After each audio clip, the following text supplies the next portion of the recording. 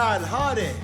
Thank you for watching the Gimme A Hull Yeah Wrestling Podcast. Hello and a very warm welcome to the Gimme A Hull Yeah Wrestling Podcast. My name is Ant. I'm joined today, as usual, by...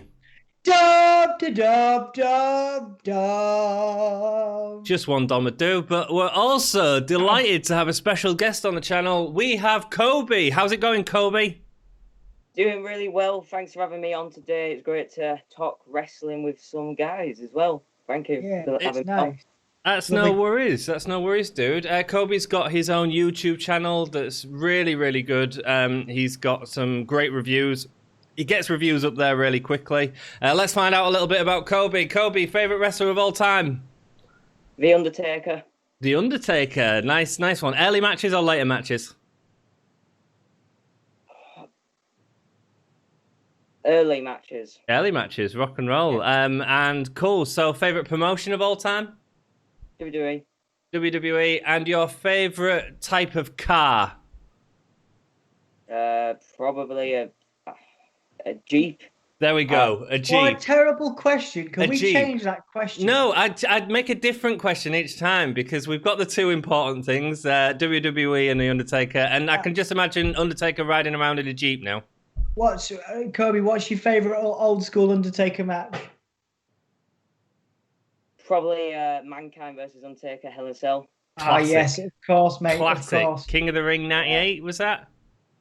Yeah, King of the Ring 98. There we go. It was Kane and Austin in the main event.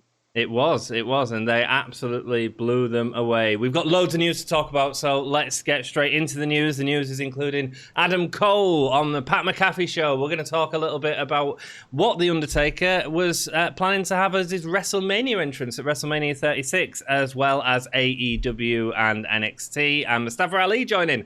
But let's go straight into the first bit of news, and I think this is sort of the biggest news because the wrestling world's been on fire with this in the last week, and a lot of people are tuning into the product. This may be the only time we ever start this segment with Impact Wrestling. So, Impact Wrestling, Slammiversary happened this weekend. Yep, big deal. Of course, a lot of new signings. We saw EC3 at the pay-per-view. We saw, at the end of the pay-per-view, we saw Gallows and Anderson. We saw the Motor City Machine Guns, who are not WWE guys, but Alex Shelley was last seen on NXT teaming with Kushida. So yeah, there was quite a few little bit, and Eric Young, of course, from WWE. Eric Young and Heath Slater. And then on the Tuesday show, they also had Kurt Hawkins. Brian Myers also has joined Impact. Yeah. With physical debuts or physical sort of actions for everybody, I think, but Heath. EC3 got involved in a match. Gallows and Anderson, they got involved in a match as well. So, it's an exciting time for wrestling. I don't know if have you watched a lot of Impact recently on recent years, Coby? Not recently. I've seen when they've just came back in June, I think it was. I haven't watched since Aces and Eights days when it was Buddy and AJ Styles. Yeah, classic. They're actually teasing bringing back the Aces and Eights too. Yeah, which is going to be interesting. D'Lo Brown was teasing it, so it's exciting. So you watched Slammiversary, obviously, because he was also on our live stream as well, Coby. What did you think of Slammiversary, dude? I thought it was a pretty decent show with the new signings. It's got a lot more eyes on the product now. Yeah, I feel like it was the right thing for Impact to do by sort of getting all these people in, because lots of people are really excited to watch Impact at the minute, which is great. I mean, good for them. Yeah, I mean, it's great to see because I was a big fan back in the day. Raven was a huge part of it. AJ Styles, of course, CM Punk. People kind of forget that. You can obviously Impact are great at legacy videos and stuff. They post a lot of history stuff on their channel, so you can go back and see, feuds between CM Punk and Raven. AJ Styles and Christian Cage, of course, as he was known in Impact. There's so many. Jeff Hardy, of course, was there for a while, and you can see a lot of really good matches, from guys like EC3 from back in the day. Impact's been the launching pad and the re-emergence of a lot of people as well. So people that have failed in careers, like we're seeing, people that have had rough careers in WWE have gone to massive heights, big heights in TNA and in Impact. And then we've also seen, people launch themselves. Rockstar Spud, who's of course a UK guy, but he got his real break in Impact. Drake Maverick, yeah. Drake Maverick, as WWE fans will know him. There's so many examples. Of course, AJ Styles was an original of Impact. So you do see, Samoa Joe, of course, another one. I don't know if AJ Styles was original. He'd been wrestling a long time before that. Impact, not his Impact days. That was one of his first big exposures in America. Okay. Impact was his, cool. That was his first, and then he did New Japan. Yeah, I know he did New Japan later, but I thought he did Ring of Honor first, to be honest with you. He's done bits in Ring of Honor, but Impact was his mainstay. Cool. So there's loads of stuff there. Are you guys watching Impact? Did you watch it on Tuesday? I caught the highlights of it. Yeah, it was really cool. It was great to see EC3. I think he's doing some particularly great work. I think he's the best promo in wrestling right now, just because he does it all himself on his back wall. I think there's some wonderful promos on in wrestling, especially this week as well. This week has been wonderful for promos. Coby, are you watching Impact going forward? I can't watch it live because every wrestling show, it seems, is like early hours for us. It is, yes. Well, I watch their highlights on their YouTube channel, and Moose and EC3 looks like they're going to do a program soon. Yeah, Moose got into it with EC3, didn't he? So that's exciting. Cool. Also this weekend, we had another pay-per-view, which I felt was a bit lackluster. It was just a really okay pay-per-view. Was Extreme Rules. And a lot of talking points coming out of that pay-per-view. So obviously we have the new champions in the Cesaro and Shinsuke Nakamura. What do you guys think of that? Which is great. I'm really pleased for Shinsuke and Cesaro. Yeah, it's really great. Sorry, say again, Mitt.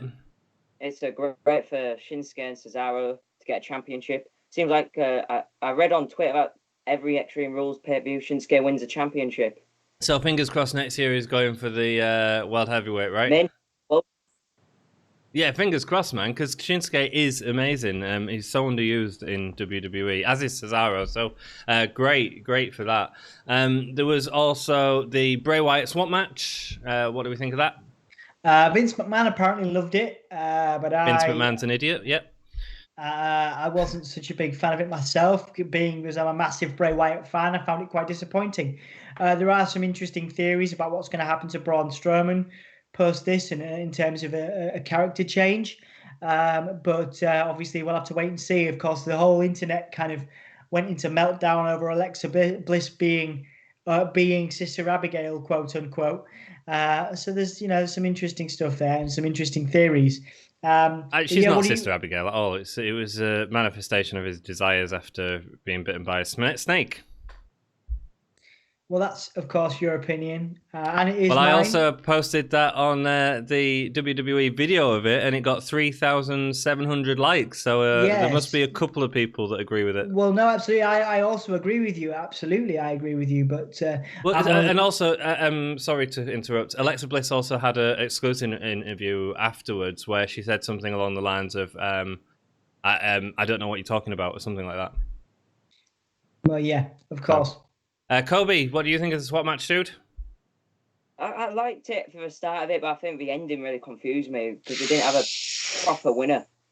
Yeah, much like the Firefly Funhouse match at WrestleMania. Yeah. Shut up, Anthony. There was a pin. There was a 3 count. There was no ring bell to start it off, so there wasn't a winner. This was really lackluster. The biggest problem for me with this match was no fighting, man. There was no fight there whatsoever. It was just Braun Strowman being kinky in some chains with Bray Wyatt dripping candle wax over him. It was weird. What, there was candle wax? He had a lantern. I was going to say, I missed that, dude. It was stupid, man. It was a waste of time. It was the worst cinematic match they've done. It was, but also I think you need to curb whatever you're watching on the internet if you thought there was candle wax dripping. And then we had the infamous eye for an eye match. Yeah, not great for me. Coby, you can go first, man. Seth Rollins and Rey Mysterio, they had a great match before the eye spot, but when the eye happened, there was no winner because we didn't really see if Rey lost an eye, and I think on the announcers announced that Rey's going to be all right. Yeah, he's lost his eye, but it'll be fine. Yeah, they haven't severed the optical nerve or something along those lines. Yeah. I don't think he's going to be selling that in AEW. Oh, fingers crossed. I don't think he will because of his son Walter. But the Walter Jr. Did you just compare Dominic Mysterio to Walter? He is a bit, isn't he? I mean, Do you that's not see it? I mean, he's a bit bumbly and a bit sort of big. And Kobe, do you see a bit of Dominic and Walter? No. Yeah, Fair enough. You big meanie. Shut up. Stop insulting people. Yeah, I mean, it depends what Dominic's going to do next. Whether he sort of stays in WWE, I suppose, is sort of the interesting part of it. Yeah, we'll see what happens going forward. But the match itself was let down by the stipulation. It was a really good match, but every time they kept going for the eye spots, it sort of it tamed down what could have been a great match, and both of them went out to really prove how good this match could be, and the stipulation really hindered that. But I thought it was okay, Does that make sense? Yeah. I mean, it was okay. It was just fine.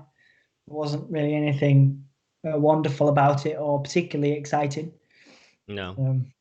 Groovy. Let's talk a little bit about Mustafa Ali, who's made his re-debut on Raw. He's moved from SmackDown to Raw. We haven't seen the hacker for a long time. That just gets dropped, just like every other interesting thing that WWE do. That was a great angle as well. I know, and it's just disappeared. And Mustafa Ali showed up on Raw. Yeah, I mean, it's great to see Mustafa Ali back. I think he's a great talent, one of the greatest young talents they have now. But that hacker gimmick would have been amazing. It would have really suited his character, wouldn't it? That's all I've got to say about that. Like, I'm disappointed. I'm happy to see Mustafa Ali back. Gutted to see the hacker gimmick is gone. What do you think, Kobe?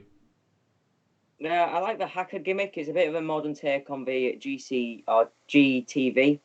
Yeah, GTV. I remember that. I'm looking on their YouTube channel now, and the Mustafa Ali video got over 1 million views. Yeah. I think it is exciting. A lot of fans do like Mustafa Ali. Yeah, man, he's a great wrestler. He's a great talent. And also the big thing is on that YouTube video, he's described as Mustafa Ali. Yeah, which is great. He's got his full name back. What an honor. Yeah. Apollo next. Yeah, absolutely. No, I think there's a few cultural reasons. I think that works in WWE's favor to have Mustafa Ali with his full name. I think they know on a cultural level, I think what he can do for the brand. So I maybe think that might have played into him not being the hacker, having to cover his face, maybe stuff like that. I think that he is a good ambassador for WWE in various parts of the world. Mm-hmm. And maybe that's why, and with declining ratings, maybe that's why they have chosen to, just have him out there showing his face and, and being, Mustafa Ali. Yeah, the issue with it, though, is the hacker story was something that really engaged the wrestling world. And it was one of them things that a lot of people were speculating about. There was a lot of social media activity around it.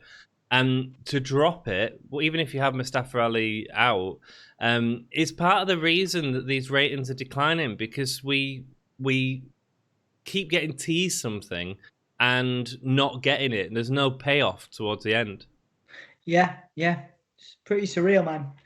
It's pretty surreal. Cool. Let's talk a little bit about NXT. Keith Lee. Yeah, 2 weeks after winning his North American title and the NXT World title, he's give up the American half. I think that's because that was basically a ploy to beat Fighter Vest in the ratings. I think it succeeded, obviously, in many ways. Obviously, great for Keith Lee, and who was, of course, an ambassador for the Black Lives Matter movement, which is, of course, very present and current right now. I think it was great to have him win the World Championship, and it was great for him to do that history-making moment. But yeah, I mean, it was, given how short the reign was, and it's just been given up. It's just been vacated. I think it's a terrible way to do it. What do you think, Kobe? Yeah, personally, I don't really like the double champions. I remember them doing it last year with Seth Rollins. Rollins did it twice actually, but I mean, like what they're doing with the actual to get an actual champion now, it's just confusing. It's like a fatal 5-way with random guys in the matches, like it was Bronson Reed, Johnny Gargano, and Finn Balor in a match. That's right. Not Finn Balor, Roderick Strong. Yeah, Bronson Reed won. Yeah, Bronson Reed won. Yeah, which is, I mean, it's great for him as a fairly new talent to NXT. But yeah, surprising. I mean, I get that they've done it with Keith Lee's gimmick in terms of I want everyone to have opportunity and that sort of stuff, and that feels like a Keith Lee thing to do. The issue is, it's coming 2 weeks after this massive moment of taking the longest reigning NXT champion off the belt, giving Keith Lee both belts to do something with, and then 2 weeks later just taking it off so we can have a tournament that, I mean, he'll build to take over 30, but I mean, it's very much about ratings again, I think, and the tournament will draw more ratings in. Of course, it was NXT Takeover 30 announced, and I think that, you know, if you have, for example, I'm sure they've done it in history, but if you have Keith Lee dropping the North American title, then having to fight for the world title and keeping it, you know, it kind of devalues the North American title. So I think so. I think it really devalues the title. I think it's very important to have a new champion for it. But I just think that, like, I'm like Coby. I just think the idea itself is not great. You know. Yeah, Coby, you got else to add on that, dude? Well, yeah, if he did have a double champion, it means that he'll have to defend both championships on the same night twice. Which is a difficult thing to do, but it has been done on NXT takeovers before. Adam Cole did it when he had the North American Championship, and he also had the Tag Team Championships. Right, yeah. So it has been defended twice on, although it's a lot of pressure to put on one person. However, again, the other thing is, these matches aren't being recorded live anymore, so there's no reason why Keith Lee couldn't do one stellar takeover match one day and do it the day after, you know? Yeah, of course, man.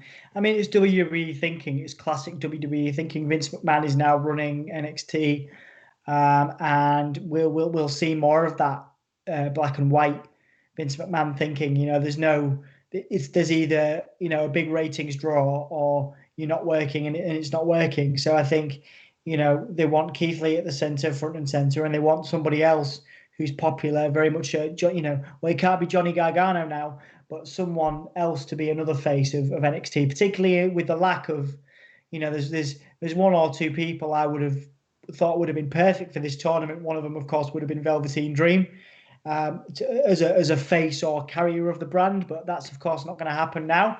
So I think they're looking to find, you know, another face of NXT to put that belt on. So yeah, we'll see. I just don't feel like it's fair on whoever gets that belt, to be perfectly honest, because winning it off Keith Lee would have been the right thing to do. Absolutely, yeah, very much like an Ultimate Warrior Hulk Hogan type thing.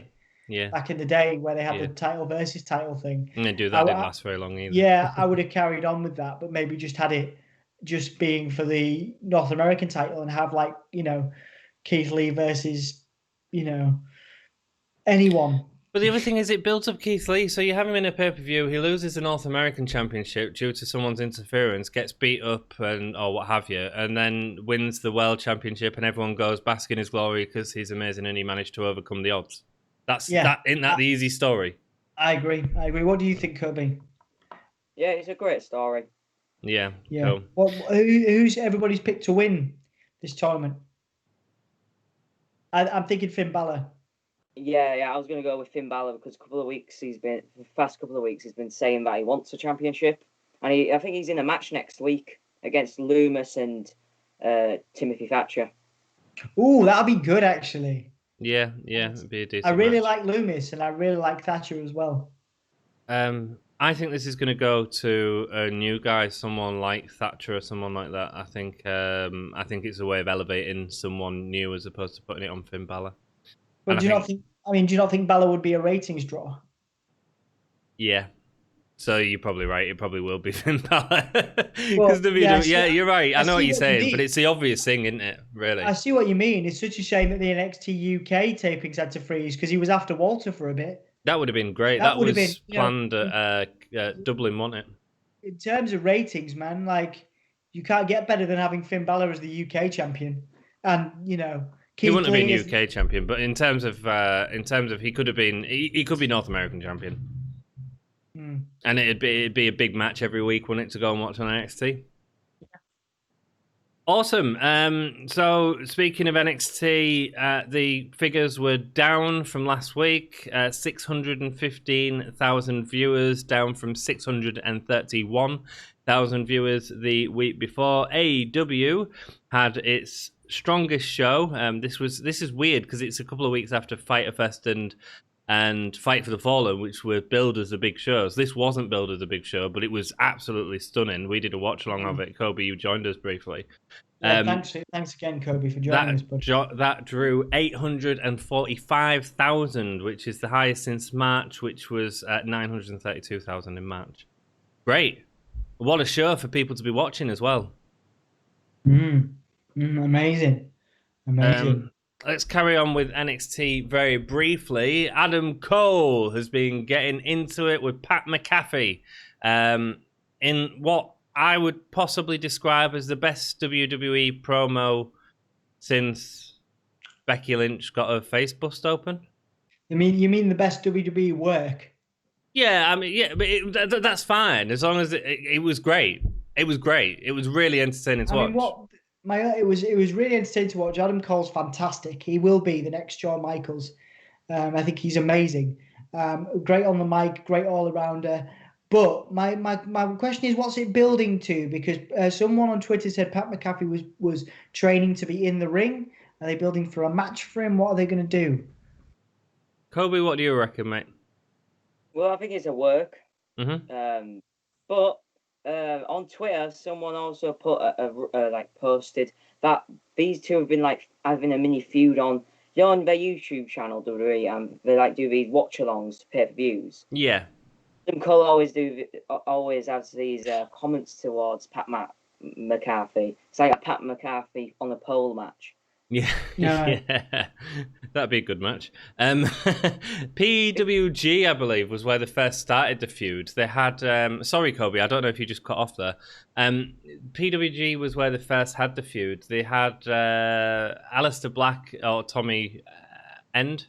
And Adam Cole had a feud there, and Pat McAfee got involved and cost Adam Cole the match. If Pat McAfee's getting involved in an ending to a match, guess what, lads? It's a work. Well, obviously, you know what I mean? We're not disputing that. But is he going for an in-ring? Is he going to compete? I hope not.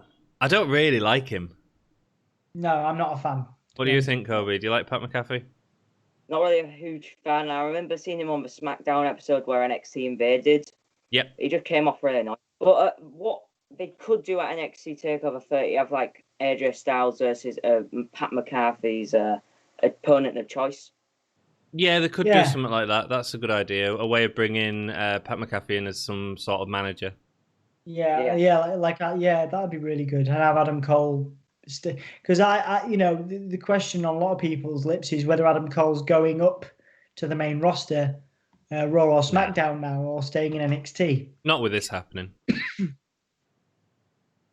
I can't see it with this happening. They wouldn't use something like this on Raw or SmackDown. This feels like NXT storyline. Yeah. So that makes sense. Pat can draw ratings for NXT, I suppose. Also, drop the F-bomb a couple of times. Interesting. Good to see a wrestler actually using that. Like I say, it felt real. It felt as real as sort of the pipe bomb is how I'd compare it. They're doing that because I think the big AEW are big on that kind of stuff, aren't they? So they're not afraid to swear, in the right moments, which is fair enough, Right. Let's go into AEW a little bit then. AEW Dynamite happened this week. We had a watch along. It was a lot of fun. I think we might, depending on the global situation, have another one this week because it was a hell of a lot of fun watching that with Dom. And one of the first you've watched all the way through. Did you enjoy it? Well, since sort of the early early Dynamites. Did you enjoy it, Dom? Yeah, it was. Yeah, it was great. I think a lot of that, one of the reasons, I'm sure Coby will find this when he hits 100 subscribers. So, of course, go and subscribe to Coby on YouTube if you guys are watching. Indeed. It's actually a lot of fun to talk to people, to engage. So I think a lot of it is the pay-per-view and how good AEW is, but a lot of it is to do with how nice it is to have people chatting, have people saying they're enjoying the stream, stuff like that. So that was really cool. And that was one of the reasons I enjoyed it so much, alongside, of course, the great action. Because like we had Minnie M, of course, Maven, who the Wrestle Story, of course, subscribe to them as well. Another one of our affiliates. They were watching NXT as well. Minnie was watching NXT and was really, really, really, really complimentary of AEW over NXT, because I was worried, because obviously it's been such a big week in wrestling that we were going to miss some big, massive announcement on NXT. Well, in theory, we did, but the problem is it's just a load of naffness, you know. Ultimately, Coby, did you watch Dynamite, dude? Yeah, I watched it along with. No, I didn't watch it along this week. I watched it the morning after. You know, Dynamite this week was a pretty good show. Every match had some Extreme Rules stipulation. Did it, Coby? I don't think the women's match had it. No, but the women's match was a bit lackluster. I felt the women's match was a bit lackluster. Talking about one of the awesome matches, and I think we'll all agree that it was an incredible match. The Young Bucks versus the Butcher and the Blade. Yeah, that was great. The kind of hardcore. It reminded me a lot of the hardcore stuff from like the 90s. But really well done, you know, fighting with me. Really well done. 3 men did come out injured from that, though. Matt and Nick Jackson have suffered minor injuries, with the Blade also suffering an injury. Also, the big surprise that we had on AEW from the start of the show, Cody's mystery opponent, not signed to AEW, although I feel that's going to change very quickly, because of all the debuts this week, this was brilliant. This was phenomenal. Eddie Kingston cut such a mean promo. Oh, yeah. Reminds me a lot of, I know it sounds like it's an easy comparison to make, given that he is also in AEW at the moment, but reminds me of Taz back in the day in ECW. I agree, man. Really vitriolic and really, really, really angry. Just a really good promo. What do you think of the match, Coby? The match was great. I really like Eddie Kingston. I thought the promo he cut was really brutal and angry, aggressive. It was the right promo to bring him in. Yeah, man. Yeah. Another interesting thing was commentary. Jim Ross was saying that, talking about the pandemic and how it's affected him, and was alluding to the fact that Eddie Kingston had sold his wrestling boots to be able to carry on living, and so this was an opportunity for him. What a way to put him over as a babyface. Yeah, I mean, of course, he doesn't look like a classic babyface, but yeah, I mean, yeah, I'm sure he'll be. I mean, he's very well loved, isn't he? I think his background is it Ring of Honor? And there was something else somebody else mentioned. He's in an NWA, wasn't he? Yeah, was he? I think it was Yoshi, one of the watch along members that came along, was really big on Eddie Kingston's background. He has quite a background on the independents anyway, does Eddie Kingston. So it's great to see. And I know him by reputation. I've never seen one of his matches before, and that was a really good introduction. And what a match, man. What a match. So a couple of weeks ago, AEW introduced Ricky Starks. Ricky Starks was fighting Cody Rhodes, and then the backstage news is that Ricky Starks didn't have a contract at this point. As Tony Khan was watching the match, halfway through the match, I turned and went, "Yeah, this guy's getting a contract." It was basically a tryout, a way of getting a sort of a guy on TV for this open challenge, which is exciting. Yeah. Now they can't do that with everyone. No. But I also sort of feel, after that promo, forget the match, which was outstanding as well, after that promo, I'd be saying, yeah, we've got to hire this guy. Absolutely. I think that's where AEW can separate itself from WWE, in the fact that there's a little bit, there's more opportunity in AEW, more chance, to really, really make a mark. We've seen some great talent just come in. Even the guy, Jungle Man, Yeah. as MJF said, there's a lot of really Garrison, that was his name. A lot of talent. Even if they never get signed, even if they don't get a contract, you're seeing a lot of really talented people. I think on he's AEW. part of their sort of developmental, which is yeah. can't And I remember just who don't that think is. WB has that. You don't get that opportunity for exposure quite so much in WWE. What do you think, Coby? Good stuff. Promo. A lot of AEW promos, they go off the script, which is great because a lot of can connect with wrestlers. Promos can go a long way. Like look at Chris Jericho. MJF is great. John Moxley's great. Everything's great promo wise in AEW. Everything's solid, and then put that on top of the matches and the variety of matches that we're getting. It's a serious product at the minute, chaps. Absolutely. Interesting. Also, at the end of that show was Sammy Guevara's return in the main event. Something that Dom, on our watch along, you'll have to go back and watch it adamantly, as I said, that's Sammy Guevara, and Dom said, what did he say, Dom? It's definitely not. It's definitely not. And I said, it is. And he said, it's definitely not. What was it, Dom? What was it, Dom? I don't know, Anthony. It was Sammy Bloody Guevara. He's back after a month-long suspension. Pleased to see him back. What do you guys think of this? You go first, Coby. It's great to see him back. Obviously, we know what happened with him a month ago. But he's great with Jericho. Him and Jericho is great. Less sex gods? Yeah, great. And Jericho's really making him into a star. He is. Absolutely. That was brilliant. I remember him taking a twist of fate by Matt Hardy, and it looked great. Yeah, even when Matt Hardy does that silly turnbuckle, stomp the face into the turnbuckles, I say this all the time, Sammy Guevara sells it just phenomenally. You can freeze a Sammy Guevara match and watch his face, and it's just contorted, or it's great. He's wonderful. Yeah, I mean, it's good to see him back. I firmly believe he will be the industry's next Eddie Guerrero, obviously the first Sammy Guevara, but in terms of legacy, I think he can create something very similar. Hopefully, he has a longer career than Eddie Guerrero. But yeah, very, very similar in mannerisms, similar in style. He's definitely going to be a future world champion. Whether he has a career similar to AJ Styles and just tears it up in AEW for years and years and ends up in WWE, of course we don't know, but I just think absolutely incredible talent. I'm glad he's back. I think obviously there are other names that were suspended that are not back because understandably, quite honestly, they were more serious offences.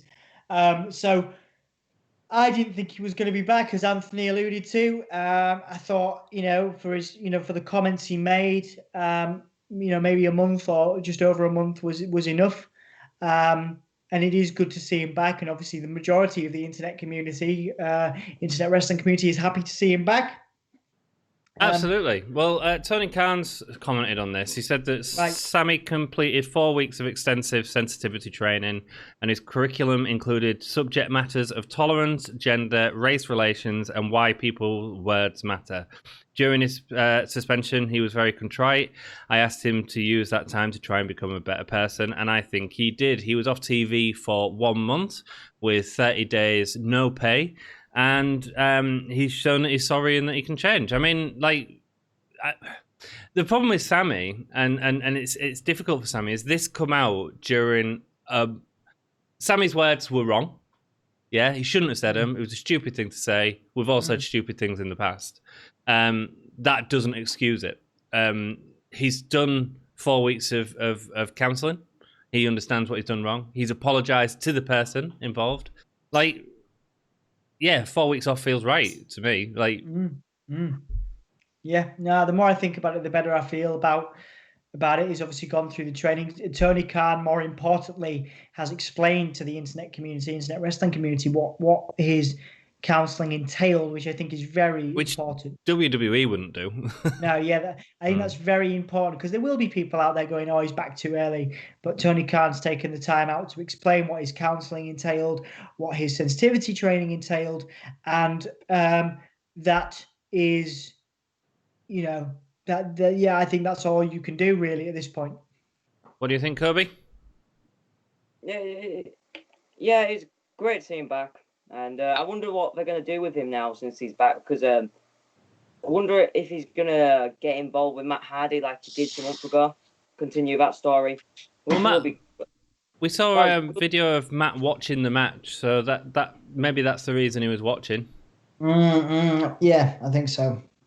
Yeah. It'd be good to see anyway, and hopefully we'll see some more awesome bumps, because the 2 best sells of the year so far has been the golf cart sell and the super kick from the Young Bucks sell, which he just tripled under as he sort of come off the top rope. That was incredible. Let's talk. We're talking about this every week, Dom, and I'm getting a bit bored of it now. Kairi Sane. I hope she stays under WWE employ. Of course, it's her last 2 weeks working in America before she goes back to Japan to be with her husband. I believe that she has been offered ambassador roles and trainer roles in Japan for an equivalent sort of NXT Japan. Sorry, not NXT, a performance center in Japan that they're either setting up or have set up. Well, I think planning to, but I don't know if it'll happen now. I think it's a great idea. It's a great idea. I mean, look at the difficult to go against. I mean, the UK hasn't got anything on the same sort of scale as New Japan Pro Wrestling. No, of course, but I still think it's possible. Yeah. So yeah, we'll see. And I think it's a good business and financial move to keep her on the books.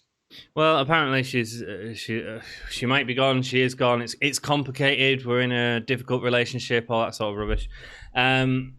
But a great match against Bayley last week. They also filmed this week's Raw on that episode, so I'm assuming they're gonna Shayna Baszler taking her out, maybe in a storyline or something like that. What do you think, Coby?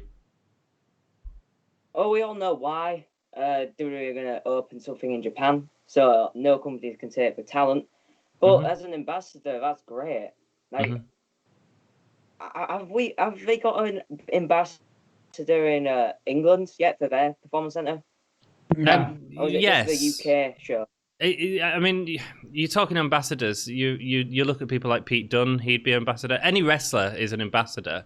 But generally in WWE, the ambassadors are people like Titus O'Neil. He's a wrestler, but still also does a lot of press stuff. He does more press stuff than he does wrestling. That's right, yeah. So a good ambassador for the UK, Coby, would be someone like Pete Dunne is an ambassador of the UK. Tyler Bate, also people like Devlin. Does that make sense? Yeah. So, exciting times. Good. Cool. Let's go on to WrestleMania 36. This is a bit about The Undertaker, Coby. He was due to have a match with AJ Styles at WrestleMania 36. This was when the crowd was still involved. And we're supposed to have someone very special do a entrance. That band was Metallica. Metallica was supposed to play on Undertaker's entrance. That would have been massive. Do you know much about Metallica, Coby? Yeah. That would be. I wonder if they probably have done the American Badass or something like that. That sort of song. I don't expect they'll do the Gong song. For whom the bell tolls, I think, would work perfectly. Yeah, for whom the bell tolls would have been better. But they actually in the Boneyard match had one of Metallica's songs. I can't remember which one they used. It was one of the more recent ones, wasn't there? But hopefully that's something we can see in the future, because I think Metallica playing on a WWE stage is a big deal. Absolutely. Metallica is such a massive band. So that was quite exciting, and that was reported by Stephanie McMahon. Rock and roll. What else have I got? Unfortunately, a wrestler has passed away. Tom Z. Bar Hirschman, who wrestled for CZW in 1999, has passed away. sad times. Our sympathy to anyone of his fans or family that might be watching this. Absolutely. Rock and roll, that's all I've got. Lads, Dom, let's find out a bit about Coby, because we've got him here. Yeah, Coby, tell me about your earliest wrestling memory.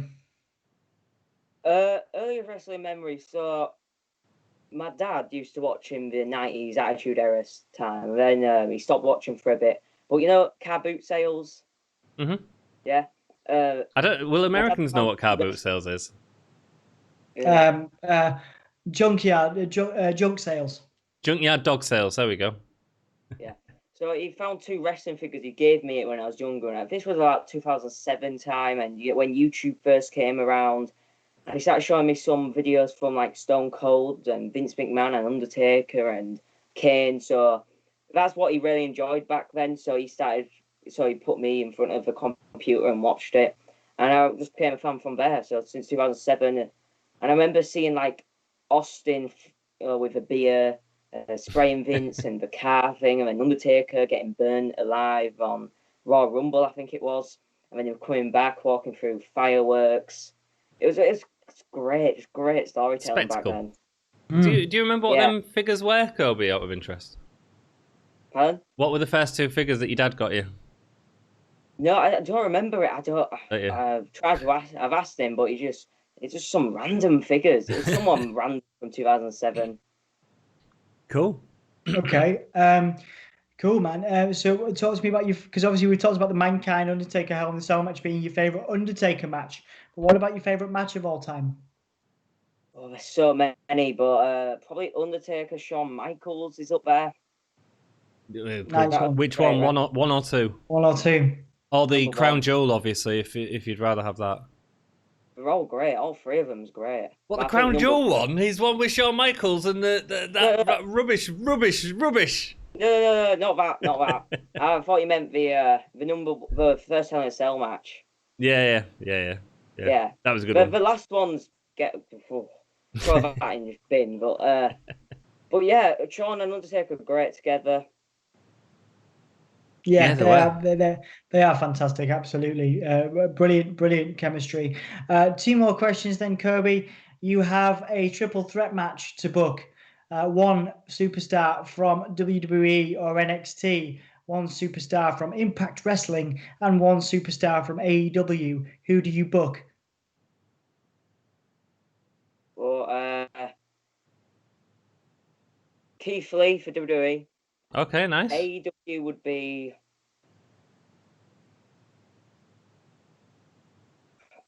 Jericho.